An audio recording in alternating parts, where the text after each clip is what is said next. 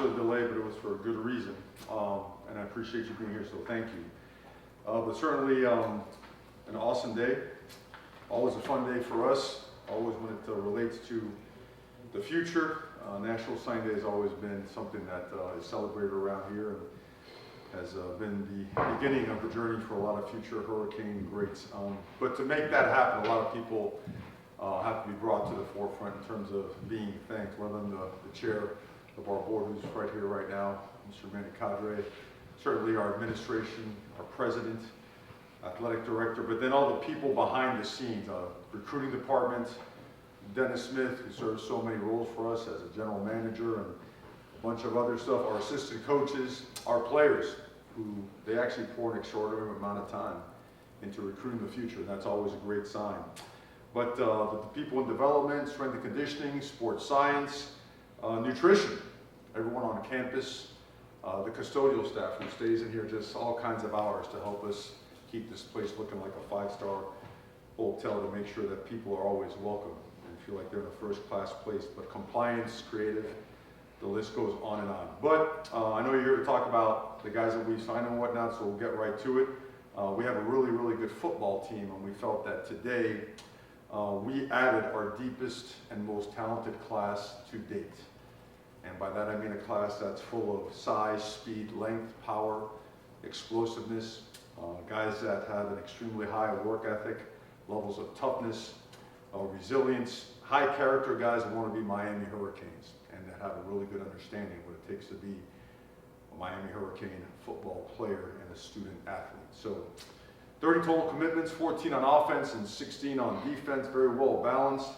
Some of the best players in the state of Florida, 14 players from the state of Florida to be exact, and 16 players from out of state. We have players signed from Missouri, Ohio, California, Illinois, number one player in Missouri, the number one player in Illinois. I think I mentioned North Carolina, Kansas, Alabama, Delaware, New Jersey, Georgia, and Kentucky. A running back, a quarterback, 6 offensive linemen, 2 tight ends, 4 wide receivers, 7 defensive linemen, 3 linebackers, and 6 DBs. Okay, so and you know, recruiting never ever ends, so I will continue. Always does. Very different with the rosters being or having a 105-man limit now. And certainly when the portal does open up, we'll address those questions as it relates to that during that period of time. Right now, it's all about the high school class coming into the University of Miami. So with that being said, questions please. Mario, you said you were a little late for a good reason. Can you tell us what that is? Is it official already? Oh, Carson? Yes. Yeah, absolutely. Are you sure it's official? Because then there's a violation. I go to, like, you know. We're good. Are you positive? Yes, we're good. All right. Let me Good, make sure Coach. I have everybody. Go ahead. We're good. We are. All right. Make sure we got the statistics on here. We got Carson Bush from St. Xavier in Louisville, Kentucky. One of our priority linebacker targets is now officially a Miami Hurricane. You know, 6 foot, well, really almost 6'3", just under 230 pounds. State qualifier in both the triple jump and the long jump. 110 tackles, sack, forced fumble, like a legitimate ball hawk, headhunting type of guy. What you want playing right behind those big old front line guys that we keep signing. So that's why we're late. Mario, with Jackson in particular, just what stands out to you about him physically and then obviously intangible wise as well? You know, I wish I had the specs, but I think I have them off the top of my head. 6'7" ¾ just under 6'8", 328 pounds. Shattered the country's record for the shot put, 76 plus feet. Shattered his dad's record. You know, both parents are Olympians, by the way. And I think he had 400 pancakes in his high school career. And they're not gentle pancakes either. You know, they're ones where guys get put through the ground and beyond. But beyond his years in terms of football IQ, regular IQ, exceptional student, relentless competitor, work ethic through the roof. When you look at big guys, you look for balance and body control. And he has that and then some. His wingspan, I believe, is in the neighborhood of 83, 84 inches, which is elite. I could rattle off so many numbers, but his numbers now are that of an NFL combine offensive lineman at a very young age. So his best football is ahead of him. He is very eager to get right to it. He is playing for a state title. He is the Gatorade Player of the Year and also the Gatorade Track Athlete of the Year in the state of Missouri, and a guy that's just getting started. Coach, you worked with a lot of top freshman offensive linemen just throughout your career. Just how is Jackson Cantwell just maybe different or comparative to like either Francis Mount Hope, Nashville, those guys? Man, we've been lucky. We've been very fortunate to work with the best of the best, and certainly Francis. And you know what? And I should mention congratulations to him, right? Winner of the Jacobs Trophy. That's for the best blocker in the ACC. Malachi today won the Rookie of the Year, the Offensive Rookie of the Year. I know there's some more awards coming, so hopefully we'll get some more good news. But, it does start up front. And that's a position that if you are solidified in the trenches, you're always going to have a chance to play really high-level football. And so, it's not just Jackson, it's the entire offensive line class. This is as excited as I've ever been about a group of offensive linemen as I've ever been. And the reason being, they're all of the same type of DNA. They're all made of the right stuff. They're all legitimate workers, grinders, tough guys. They understand ball. They understand the intangibles that come with being a great football player, a great teammate, a champion. And a lot of them are playing or have played for titles before. So how do they rank? Yeah, you never know until the end, but coming in as talented or more talented than any class that we've had. And I'm sure I'll hear about that tomorrow from CC. And Mario, just how important was that, considering how much attrition you're going to have on the offensive line this year? Defensive line too, just to be able to get as many guys in the trench on both sides as possible this class. Absolutely, really, really important, because you know what? Nowadays, it's not like when we played. Back when we played, you're a little bit older than I am, But anyways, back in the day, right? You used to work all summer. You used to come in August. You used to take off your construction tool belt from working all summer or selling encyclopedias, whatever you did, and you went to the track, ran your conditioning test, and you went to practice in August. These guys now, they're training year-round.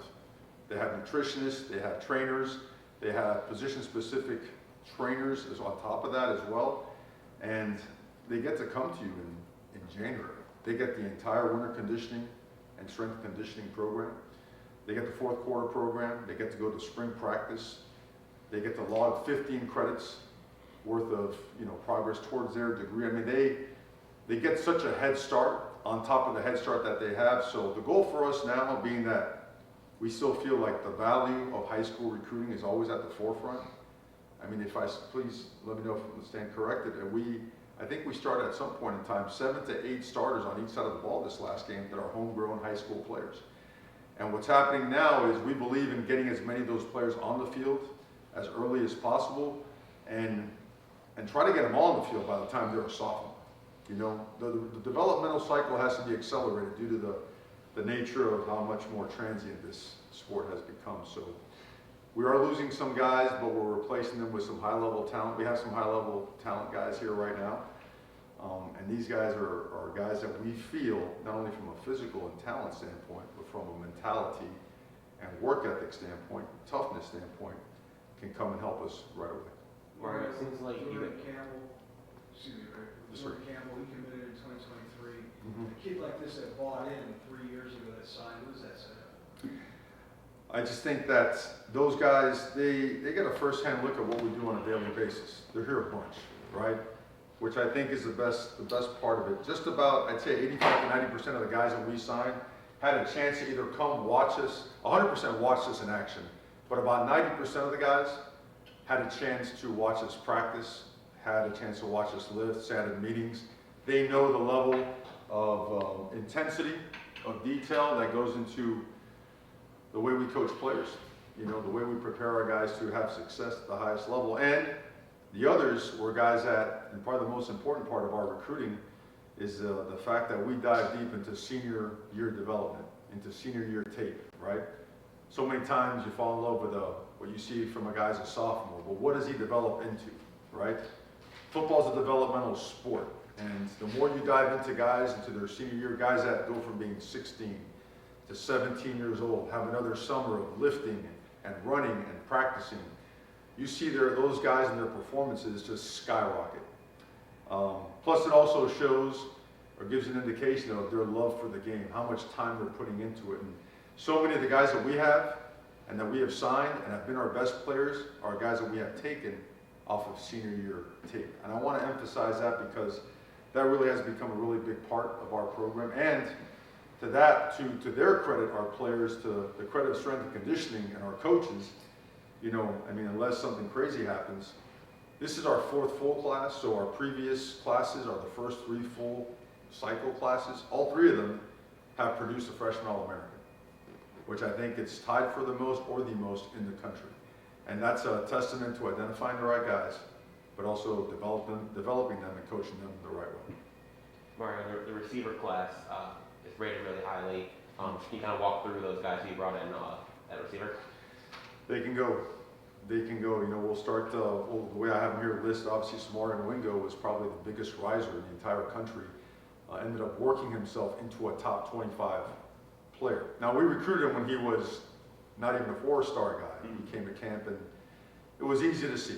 He had all the tools, he had all the intangibles, and he wanted to be a Miami Hurricane, and you could tell. And he took it to another level. As a senior, I believe he has 2,500 yards, 30 touchdowns. And he's just getting started. We feel his best football is ahead of him. He'll probably end up being a 5-star guy.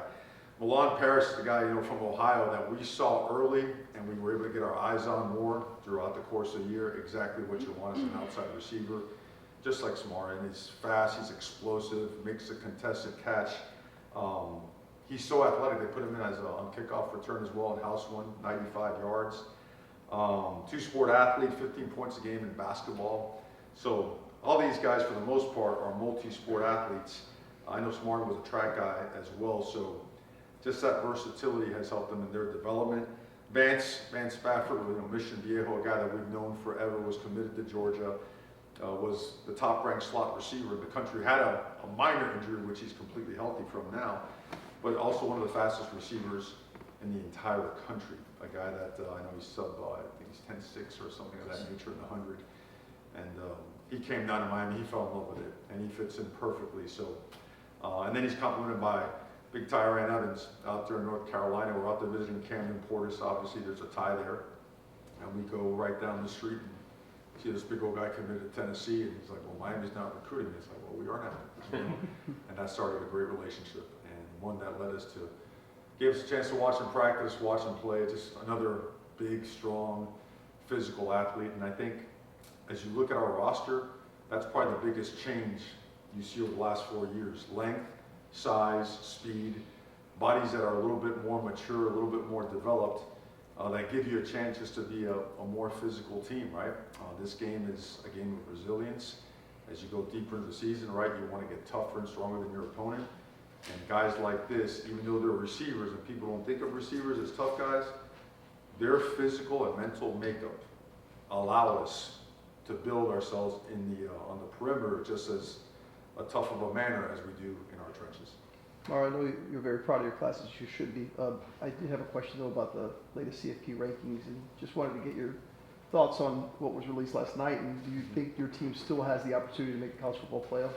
Absolutely, and for the right reasons. We're very, realistic. I mean, let's call it what it is. In the history of the CFP, there's never been a situation where two Power 4, Power 5 teams with the same record that had a head-to-head, never has the loser advanced and the winner been kept behind, And when you look at the reality of the most important thing in all of sports and anything competitive in the world, head-to-head that determines a winner and a loser, Miami did a great job with game control in settling that on the field and in a fashion where, I could rattle off so many statistics. I know it's not for a setting like this, but when you look at what we did that game, holding a Heisman candidate to 30 yards, having such a dominant performance up front that relegated a very powerful and very talented offensive line to their worst grades that they've ever had. And you look at common opponents, on top of the head-to-head, where we were much more convincing in 3 of the 4 common opponents that we had. It just, I think it very clearly speaks for, what we have done and the totality of our resume.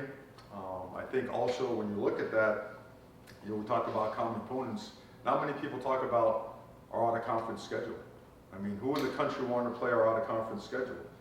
when it came out, right? It was Notre Dame, Florida, Florida State, USF, which were all at some point in time ranked, right? Top 10, top 20.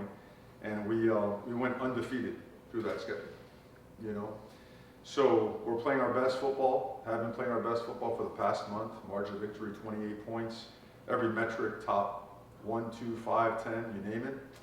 And that word totality keeps coming up. And I think of what goes into a resume, right?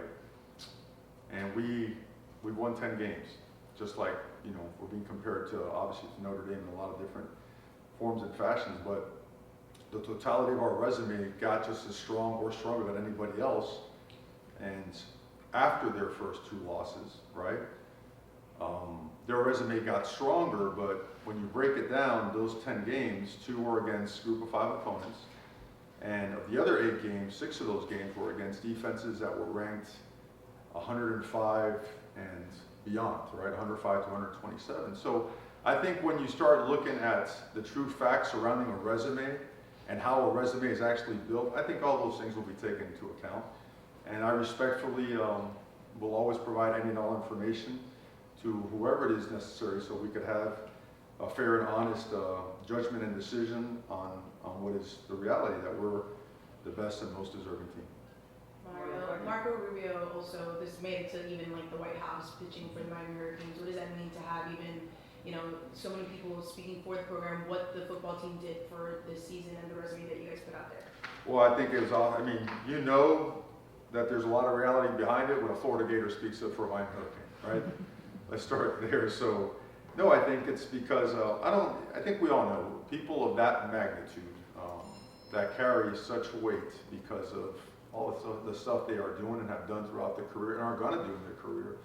You don't bring that to the table unless it's backed up by facts and reality.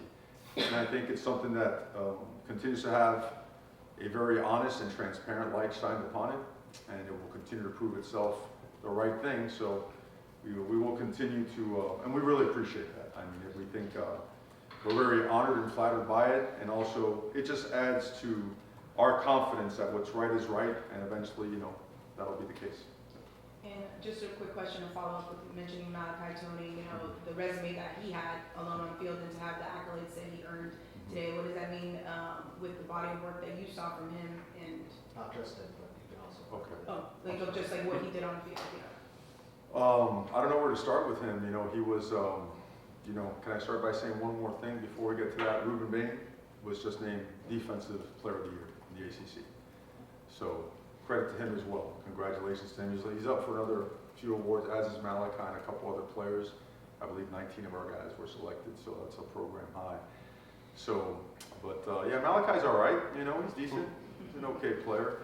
But I'll say it again and again, what makes Malachi what he is his approach to the game, his approach to life, his attitude towards his teammates, his complete and utter team-first mentality, his work ethic. I mean, like 5:30 in the morning for someone that age, a freshman, is really unnatural unless you're going and getting him out of bed yourself. He's here all the time, getting some extra work on the jugs machine, diving into different meetings, just trying to gain knowledge. I think one of the most hilarious things is Malachi will go and spend time with the offensive line coach. When's the last time you see a wide receiver take time out of his morning to go sit and talk protections in the run game, I guess he found his way because he got some Wildcat reps and got himself a couple of runs. But no, he certainly is, him like Ruben and so many other guys that we've talked about, I hate to just leave it at him, but he's another guy that epitomizes what being a Miami Hurricane is all about. Mario, surprisingly, we've gone this far without mentioning Darion Coleman. That was an early addition to the class, one of the first guys in the class. Yes. What did you guys like about him early, and how did he kind of continue to live up to that through his senior year? Yeah, I think he's thrown one interception the entire year. Finally threw one the other day. He was so upset he couldn't speak for a long time. But we had him in camp. We had him in 7-on-7s. He reminded us a lot, actually, of Cam Ward in so many ways because of the different arm angles he could get the ball out in. Exceptional football IQ, great human being, competitor, just always wins. You never find him getting trapped or sacked. He's always, if he's not extending a play, it's because he ran the play to the script and the way it was designed to go. But he can improvise, he can extend. The off-script stuff is excellent. And he has all the intangibles of what you want for a quarterback. And so another guy whose best football is ahead of him, great specs too. I mean, he was fantastic in the Elite 11, and he plays, I believe, in the state title this coming Friday. Set semifinals. I'm sorry, finals are still 1 week away. JJ Mallory, running back, what stands out about him? And again, adding another guy, one of the few local guys who's in this class. Amen. Speed and power. Speed and power. And my nephew, coaches at one of the local high schools, so I had a chance to go watch it live. And then another one as well. He is, man, he's special. He's smart, he's big, he's tough, he's strong. A lot like some of the backs that we have right now. He's got that extra gear, great out of the backfield and catching passes and the screen game. Can detach him and throw the ball as well. He's very advanced in his protection detail as well. So a guy that we expect to come in the right way, compete for playing time. And back on the quarterback situation, what do you say to the quarterback recruits when they look at, you guys bringing Cam Ward in, bringing Carson in? Do they ask you about, like, am I even going to get a chance to compete and play if I sign here? Like, what's that back and forth like? I think the last couple of years have been pretty unique. And but you're honest and true. Yeah, we did bring him in, and one being the top pick in the draft, and this other one is done really, really well. If not for one game, we'd probably be in the conversation as being a Heisman finalist. So we don't ever shy away from the truth and the reality. And here you end up on the field in so many different ways. We have walk-ons that are in playing time. We have first-year guys come in and take the position of a junior or senior. We've had guys that have been hurt and have rehabilitated and not many people thought much of, and all of a sudden they're taking a starting spot or getting significant reps. So we don't discriminate when it comes to playing time and contributing to the team. Here, if you can play and you're doing the right things on and off the field, we're going to find a spot for you. And we do want to play as many guys as we can. And I think it's very clear and evident. I'm sure you've seen some of the posts in terms of how many reps our freshmen have had, that we play guys. And we don't just hand out playing time either. I don't want to ever get that confused, misinterpreted. We just really push and we grind on development. So when a guy does earn it, we just find a way to get him on the field. So I think that bodes well for us. And really down the stretch here, the big difference was, call it what it is. There was a point in time where Carson was under center, freshman wide receiver, sophomore tight end, freshman wide receiver, freshman running back behind him. 6-year quarterback, right? Freshman safety on the other side. So all that stuff is, again, I think it's a testament to the players first, but also they're buying to a blueprint that's designed to get guys development on the field as soon as possible. Mario, can you comment on the defensive backs and maybe even to what you just said? You played a couple of young guys the last couple of years in OJ and Bryce, but that group, the 6 guys you guys signed today?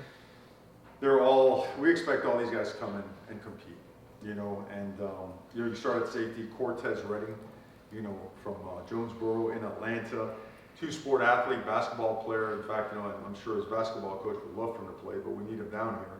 All-region player, defensive player of the year, smart, tough, physical, ball hawk.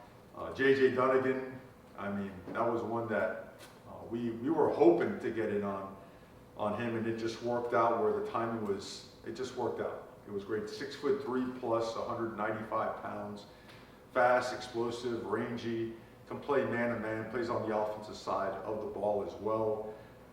Selected to the Under Armour All-American game, first state title, in the school's history, 2-sport athlete.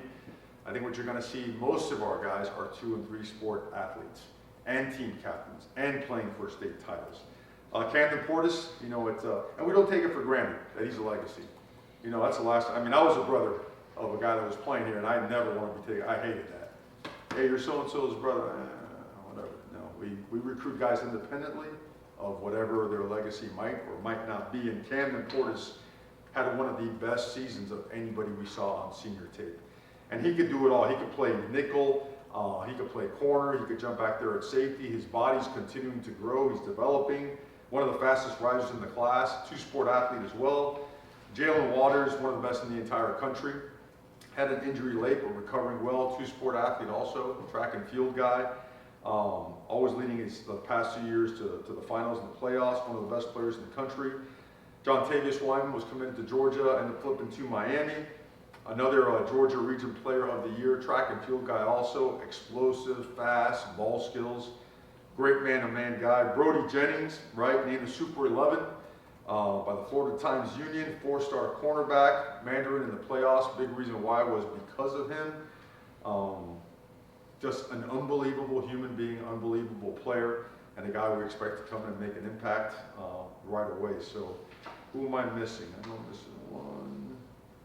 James, Cam, I think I got 6 of them right there. Is that correct? Yeah, I think I got them. Coach, You got it, brother. fourth straight cycle that you guys have done a top ranked class in the ACC. Just what does that mean to you? It means we're getting to where Miami needs to be. You know, you always want to land somewhere in the top 10. For us, it's, I think if you go by the ratings by player, it's a top 6 class. As good as 6 or between 6 and 9 or 8, whatever it may be. But that's not what's important to us. On our board, you want to always land within a range of guys you feel could help you win a conference championship and a national championship. And everybody we signed was above that line.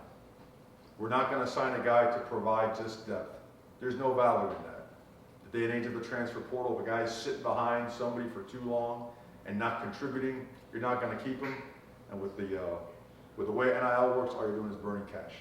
So we always want to mitigate those expenses by taking guys and bringing in guys that understand they have to work and earn a position, but also guys that have the ability and mentality to be able to get on the field. Just a 30-person class, that's a big class. Mhm. How did you guys navigate just with the new roster construction and building it out and still putting together a really decent solid class? Just how different was this cycle for you and your personnel department coaching staff?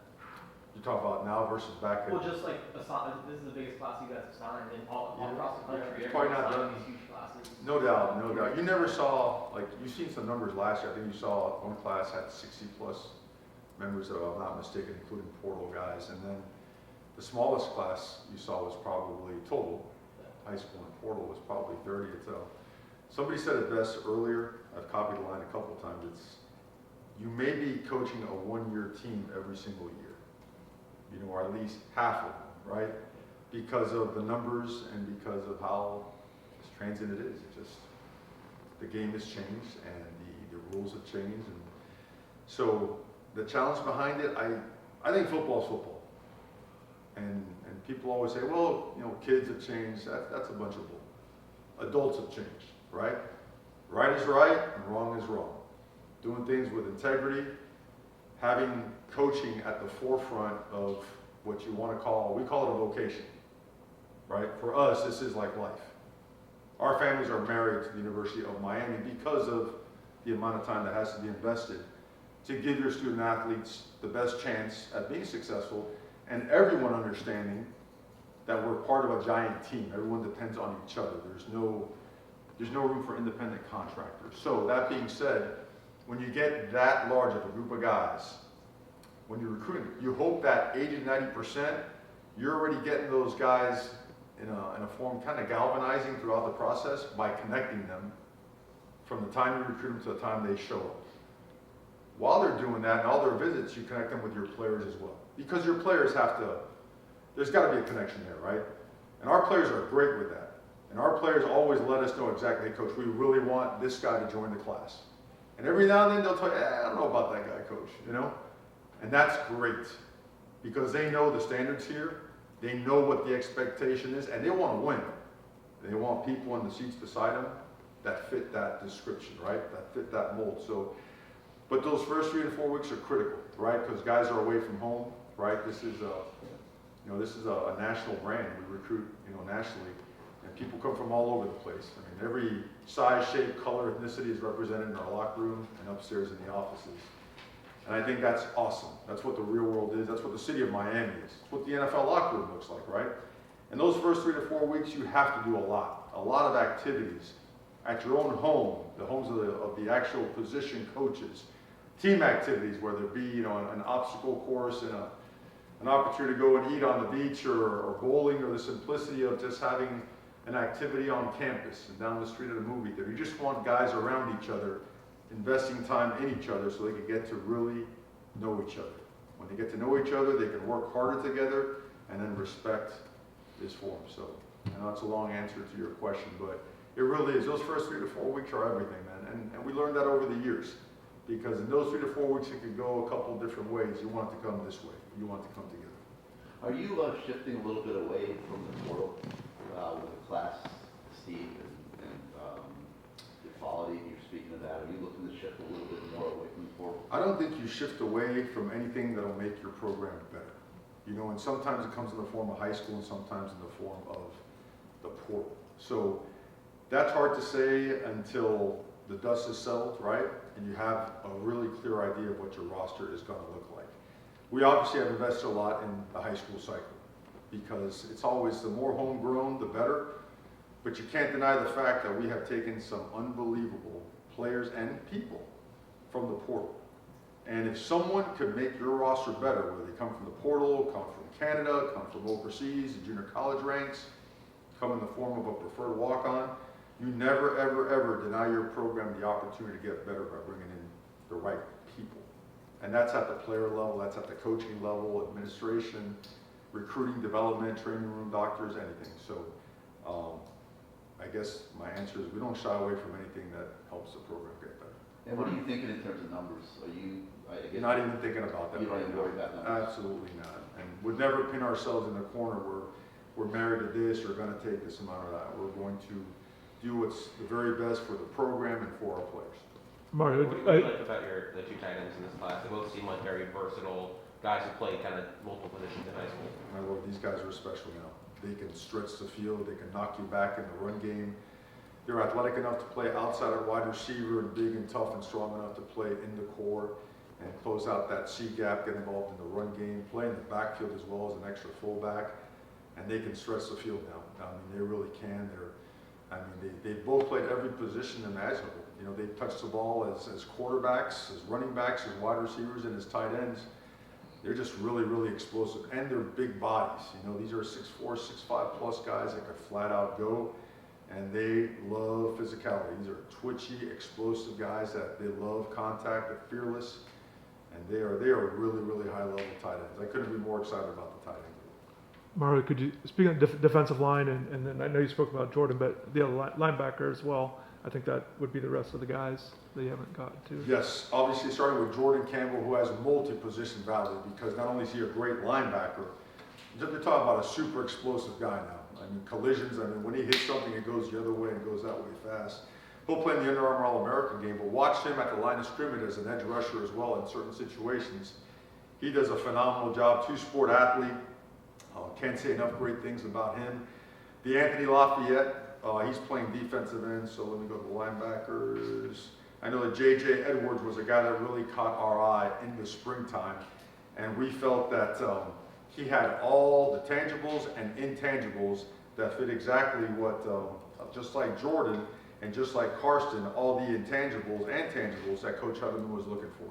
Very important for Coach Hutterman and his system to be all the way involved in the body types, the type of, I would say not only the body types, but the skill sets of the guys to fit his defense. And he walked into a pretty good situation. We recruited some guys to help fit it, and we feel like we've enhanced that. JJ, another 2-sport athlete that led his team to the state semifinals, explosive, big-time tackler, great in the open field, great space player, does really well in the passing game as well, can run the alley and strike people, knock them back.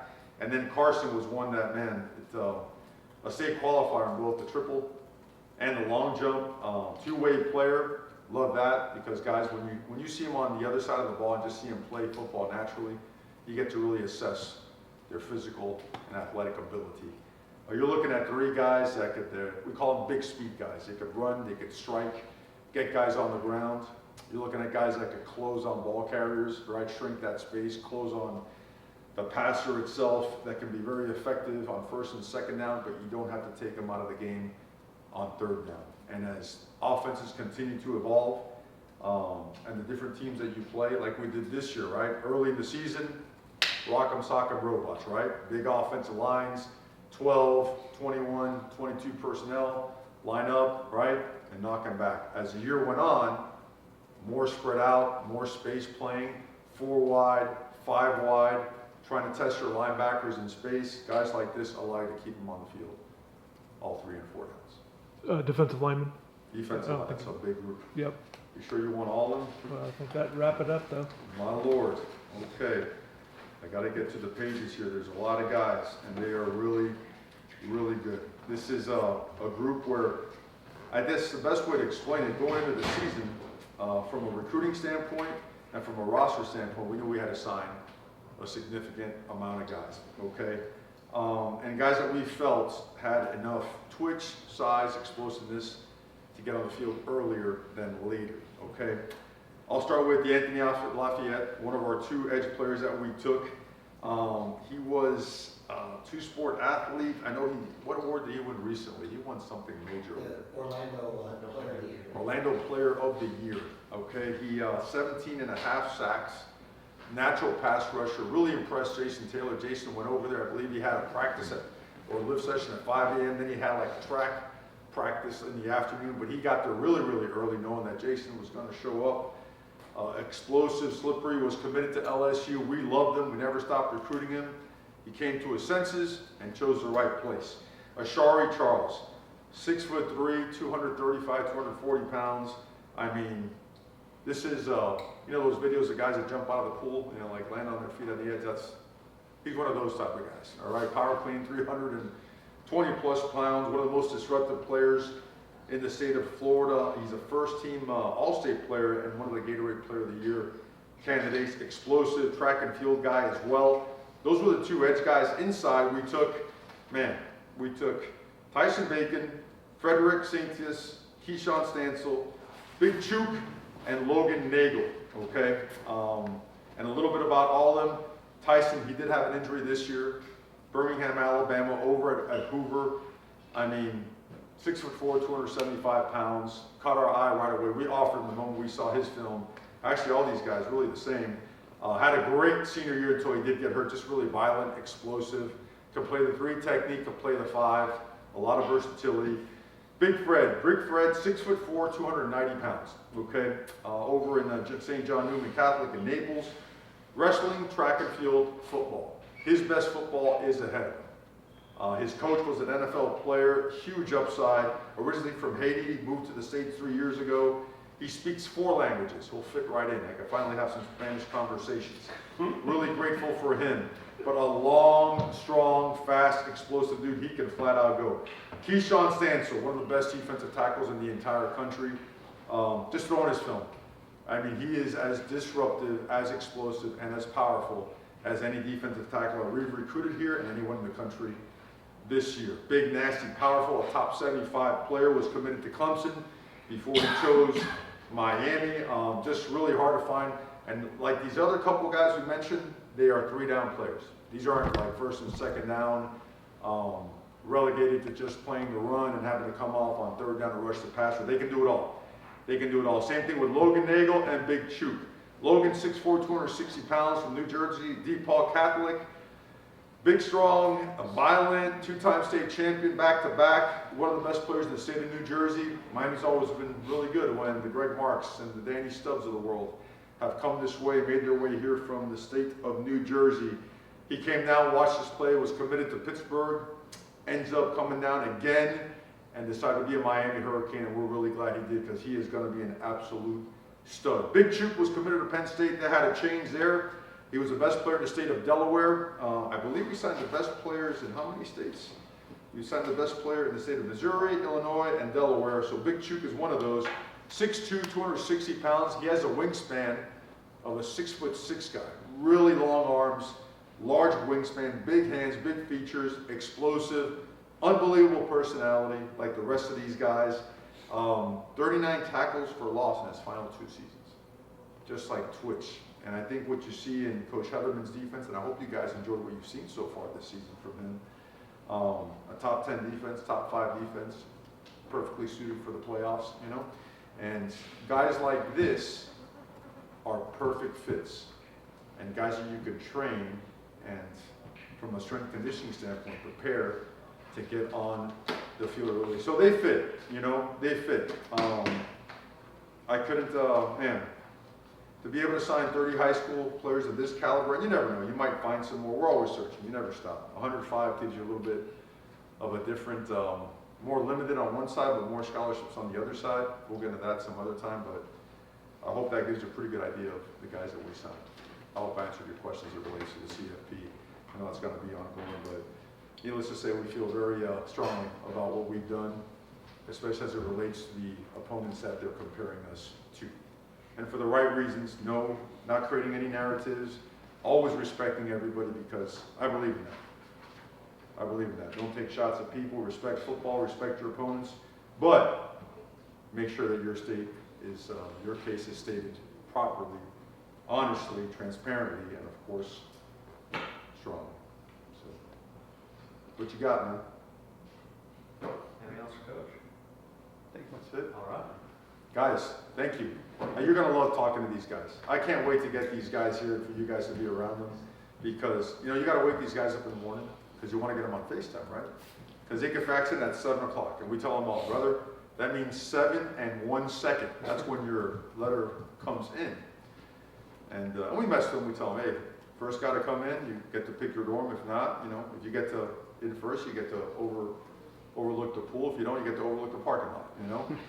If you're last, your receiver, you're going to get number 65. If you're first, you get your jersey of choice. So it was really neat watching these guys over the course of the last year or so get to know each other, show up to games, come to practice, and really connect with our players. I mean, it's really, really neat the way this roster has come around.